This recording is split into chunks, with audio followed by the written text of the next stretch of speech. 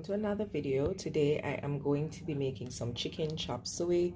I have already started the process by going through to rough chop pieces of cabbage, and I do have some pak choy that I have shredded, not too small, because you know when you're steaming vegetables they're going to shrink, so you don't want it to be, you know, a little bit too small. So I'm just gonna mix this around. In fact, this needs some more. I'm going to add some more cabbage to it and probably a little bit more pak choy, and also I'm going to be adding some julienne carrots to this mix.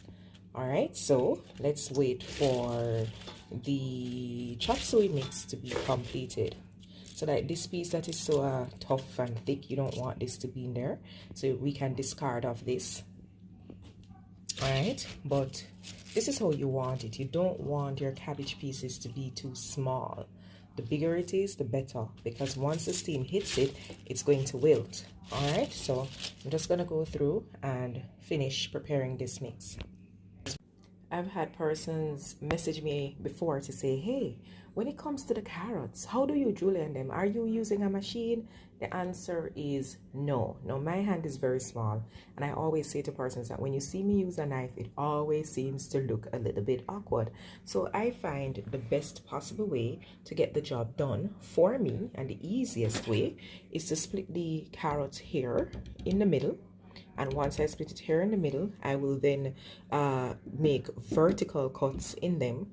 And then after that vertical cut, I will continue to break them down into smaller units.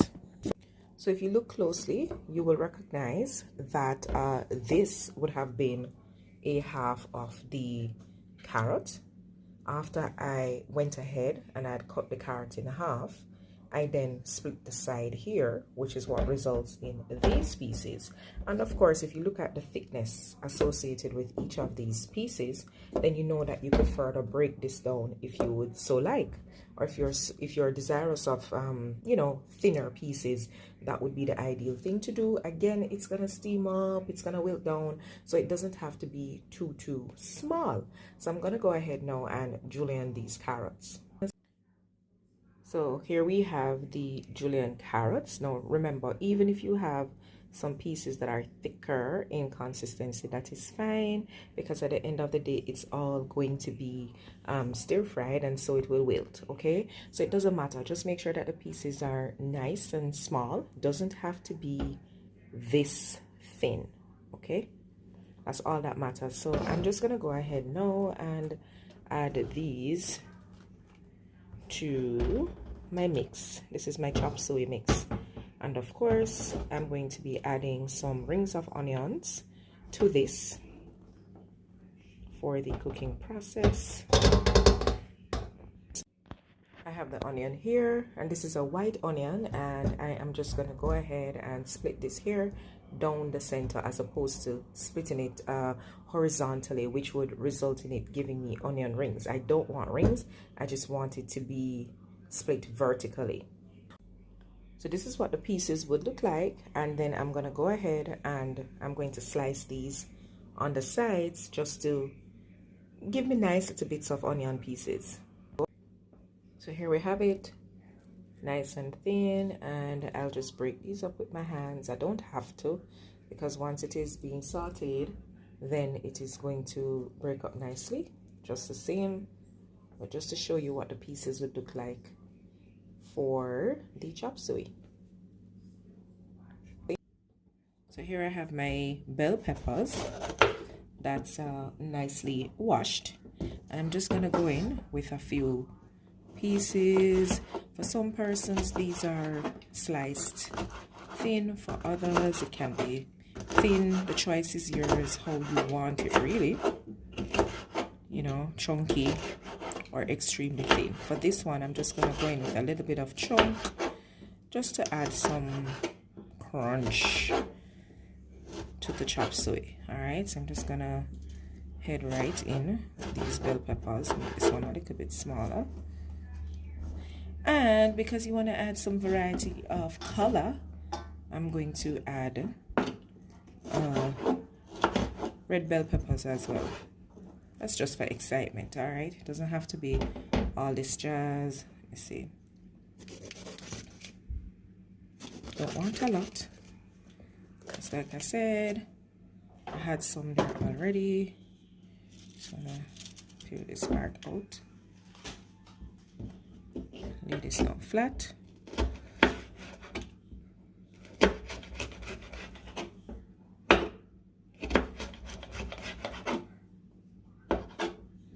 Notice I'm doing this one a little bit thinner. That too is fine.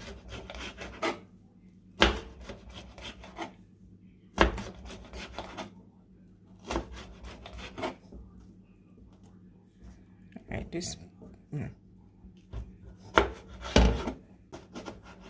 don't mind my cutting board moving because I'm operating right across my sink as opposed to being on the countertop. So if you look here, you will notice that I'm adding just a bit of color to my dish. Okay, so that's ready. My onions are there, my bell peppers are there, my carrot, my cabbage, and my pak choy, and those are the simple ingredients that I'll use to make this chicken chop suey. So I'm gonna go over to show you my chicken and how I have pre-prepared it.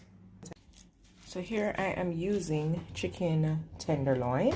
Look at the pieces, they're big because I like to see a lot of meat in my meals when I'm prepping them. I don't like to see little bits and pieces of chicken. The bigger the better. I don't like to see little pieces of goat, whatever.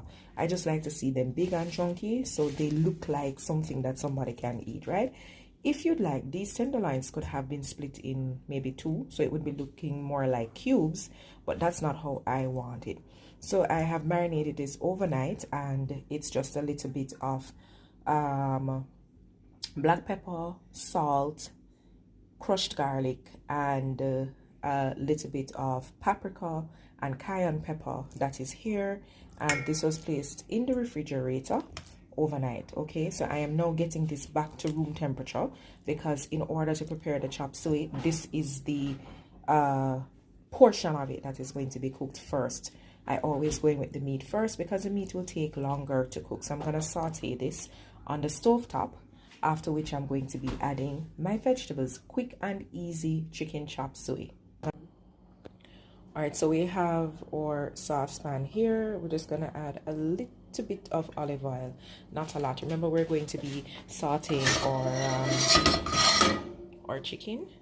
Just want to make sure that the entire pot is nicely coated. Now, please be reminded that when it comes to olive oil, this is not like vegetable oil for frying where you want to have this heat all the way up.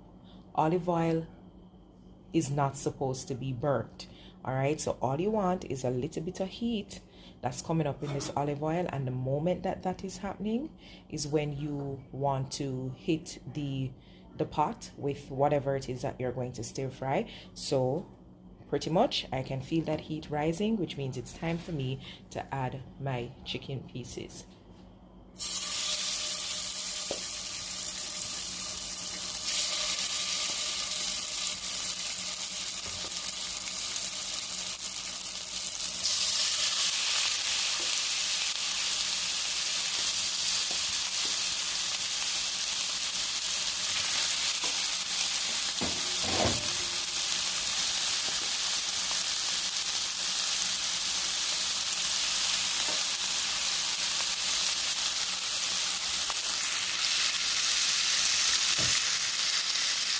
So we're still frying.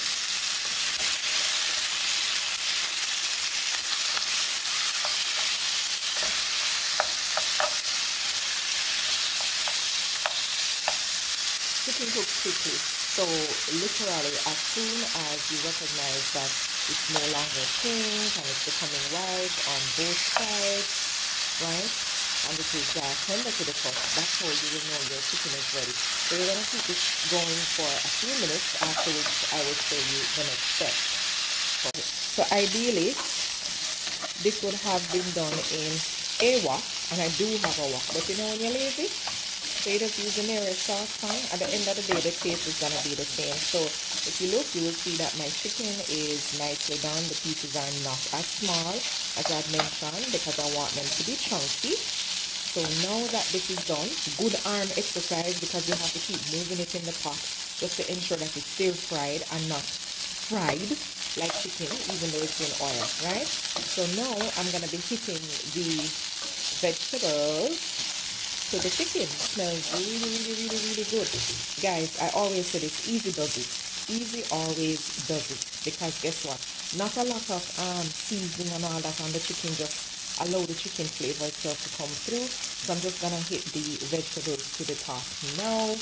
And again, this is going to wilt up real nicely.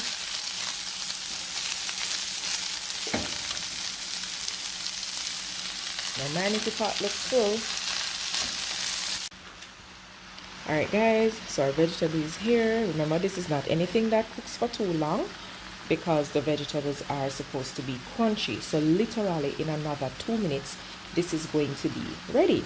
So what I can do here is to add just a little bit of salt to the pot.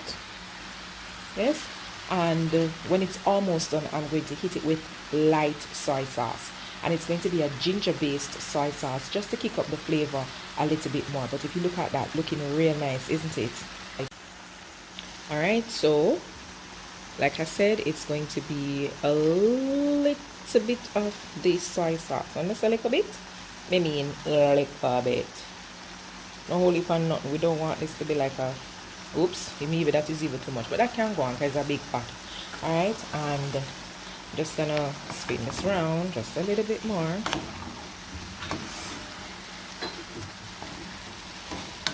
Get under the bottom.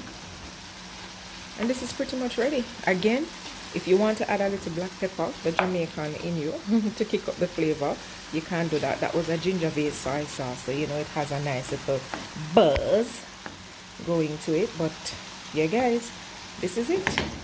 The very own chicken chop suey.